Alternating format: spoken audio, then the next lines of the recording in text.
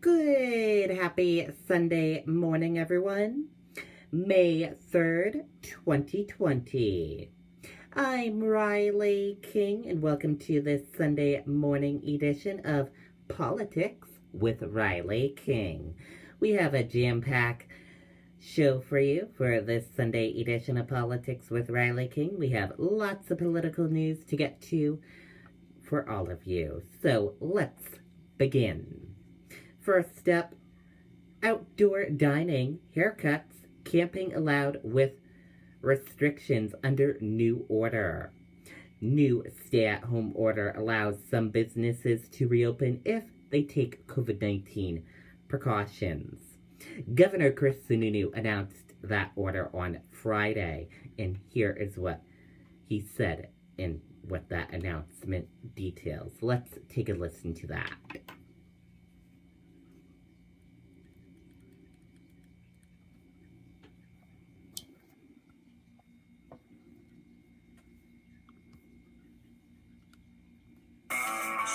Attention to detail. That's what sets Kubota construction equipment apart. It's called Stay at Home 2.0, an attempt to safely reactivate parts of New Hampshire's economy that have been under COVID-19 restriction. Public health officials will be watching closely to see if the moves unleash a new wave of infections. It could be 2, possibly up to 3 weeks before we would see an increase if one was going to happen. Starting right away, campgrounds will be restricted to only New Hampshire residents, and towns will be empowered to close their public campgrounds. On May 4th, hospitals will be allowed to resume certain time-sensitive care procedures like MRIs or CT scans and certain procedures for chronic pain and medical testing. On May 11th, golf courses will be allowed to reopen with restrictions. Participation will be limited to New Hampshire residents and members of private clubs. Use of clubhouses will be prohibited. Also on May 11th, barbers and hair salons will be allowed to reopen, serving customers by reservation only with limited open chairs and PPE required. And on May 11th, retail will be allowed to reopen with 50% occupancy and PPE for employees. Restaurants will get their shot at a very limited reopening on May 18th. Takeout services will be augmented by outdoor seating only. Tables must be 6 feet apart, seating no more than 6 people per table, and servers must wear face coverings. We're just not at the point where we're comfortable allowing the indoor seating just yet, but that's probably a next step, hopefully in the near future. In terms of the virus itself, today public health officials announced they're starting to see some positive trends in the data related to this pandemic, even as the death toll in long-term care facilities continues to add up. Okay, and there you go on that video and that report. So we know that Governor Chris Sununu made that announcement on Friday.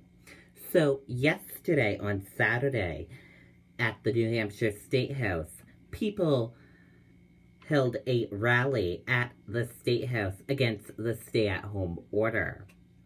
Take a look at this image here, and let's watch the video as well. Look at all these people at the State House yesterday doing a rally against the new stay-at-home order.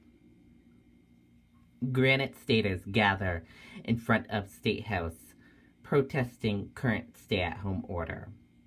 Let's take a listen to this video now. New Hampshire companies are here and open for business. During these times of uncertainty, Granite Staters protesting the state's current stay-at-home orders gathered outside the State House today. People held signs as part of the Reopen New Hampshire rally. They've rallied before in the midst of the pandemic, calling on the governor to lift restrictions. They say people are financially suffering and should be allowed to go back to work. One-size-fits-all solutions don't work. What works for a hair salon in Milford won't work for a hair salon in Manchester. And what we need to do is to allow them to figure out what the salon owners want to do. Some of them want to open, some of them don't. But they should be the ones making that decision, not government. Now, the governor did say in his briefing yesterday, no business has to reopen if it doesn't feel safe doing so. Organizers made masks available to people at the rally today, but said they did not require people to use them. Okay, and there you go on that video and that report. And we want your thoughts on this. What do you think about this protest that happened yesterday at the New Hampshire State House. Do you agree with them or do you disagree with them? Comment below. We want to hear from you. Democrat lawmakers tell judge they now have standing to sue Sununu over use of COVID-19 funding. Separation of powers dispute reignited by new filings in Supreme Court. An unprecedented separation of powers dispute between the Democrat-controlled legislation and the Republican governor over the spending of federal COVID-19 relief funds was reignited Friday afternoon.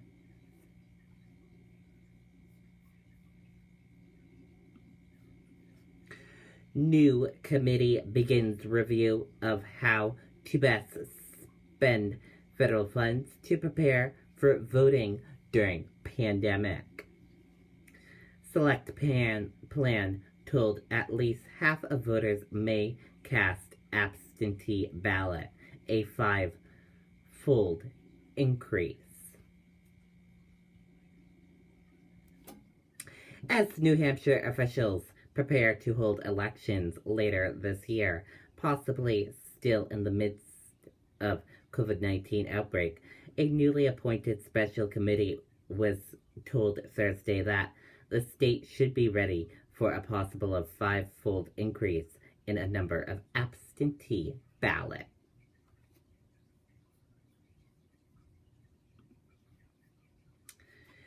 Secretary of State Mike Pompeo tells Martha Raddatz from ABC News on This Week it's not unprecedented for North Korean leader Kim Jong-un to have extended periods away from public view.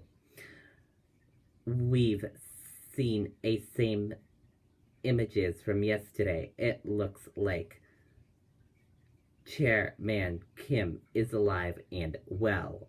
Let's take a listen to that video from ABC News This Week.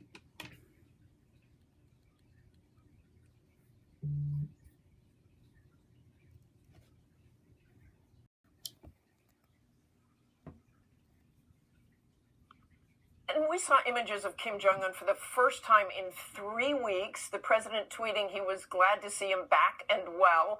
But before those images emerged, President Trump said that he had a very good idea about Kim's condition, but could not talk about it at the time. What do you think Kim had been doing during this period, even missing that major celebration for his late grandfather? Martha, there's not much that I can share with you about what we knew about Chairman Kim's activities during that time. We don't know why he chose to miss that moment. We know there have been other extended periods of time where Chairman Kim's been out of public view as well, so it's not unprecedented. So there's not much I can share with you other than we've seen the same images from yesterday that the world saw. It looks like Chairman Kim is alive and well. Regardless of any of that, our mission has remained the same. To convince the North Koreans to give up their nuclear weapons, to verify the same, and to then create a brighter future for the North Korean people. That's been something President Trump's been focused on since the beginning of his time in office, and something we'll continue to work on. And I know you can't share much information about Chairman Kim, but was he ever, in your opinion, gravely ill during this period?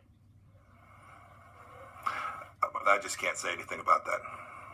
Can you rule out that it was COVID or that there was a cardiovascular problem?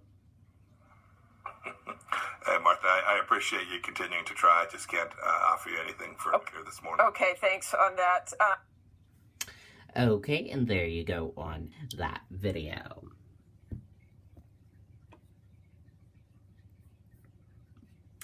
Also, new Secretary of State Mike Pompeo tells Martha Raddatz China did all that it could to make sure the world didn't learn in a timely fashion about COVID-19. It was a classist communist disinformation effort, he adds, and they will be held accountable. Let's take a listen to that video from ABC this week.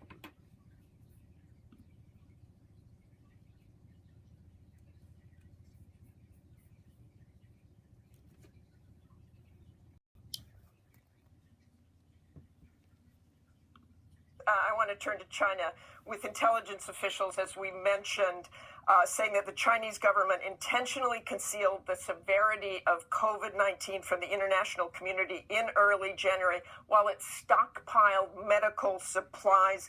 In terms of international concealing, I assume you think they did that intentionally to keep as many masks for themselves as possible. Will there be some sort of retaliation? So, Martha, you've got the facts just about right. We can confirm that the Chinese Communist Party did all that it could to make sure that the world didn't learn in a timely fashion about what was taking place. There's lots of evidence of that. Some of it you can see in public, right? We've seen announcements. We've seen the fact that they kicked journalists out. We saw the fact that those who were trying to report on this, medical professionals inside of China, were silenced. They shut down reporting. All the kind of things that authoritarian regimes do. It's the way communist parties operate. This is classic communist disinformation effort. That created enormous risk, and now you can see hundreds of thousands of people around the world, tens of thousands in the United States have been armed. President Trump is very clear. We're going to hold those responsible accountable, and we'll do so on a timeline that is our own. Okay, and there you go on that video. And that does it for this Sunday edition of Politics with Riley King. Thank you for watching this Sunday edition of Politics with Riley King. Have a great rest of your Sunday. I'll see you back here next Sunday for another edition of Politics with Riley King. Goodbye, everyone, and have a great week ahead.